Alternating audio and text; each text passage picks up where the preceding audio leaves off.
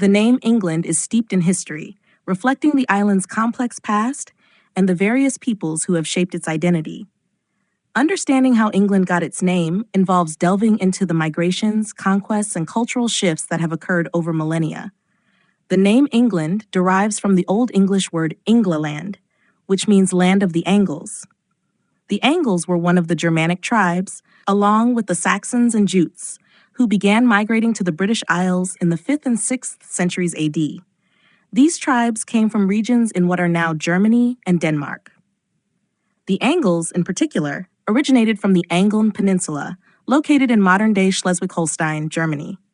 As the Roman Empire declined and withdrew from Britain in the early 5th century, the native Celtic Britons were left vulnerable to invasions and raids.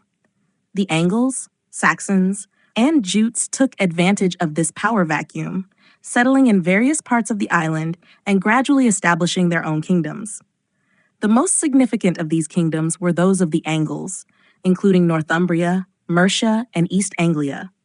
By the 9th century, the influence of the Angles had become so pronounced that the land they occupied began to be referred to collectively as England. This term evolved into England as the Old English language developed. The unification of these Anglo-Saxon kingdoms under a single ruler, starting with Alfred the Great and continuing with his successors, solidified the use of England to describe the entire region.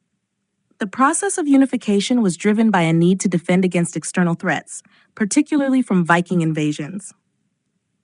Alfred the Great, who ruled from 871 to 899, played a crucial role in defending his kingdom of Wessex and eventually laying the groundwork for a unified English nation.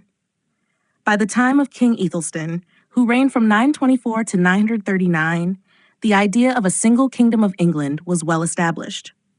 The Norman conquest of 1066 further cemented the name England. William the Conqueror and his successors ruled over a unified kingdom, and the name continued to be used in legal and administrative contexts. Despite the Norman influence on the English language and culture, the name England endured, reflecting the continuity of the Anglo-Saxon heritage.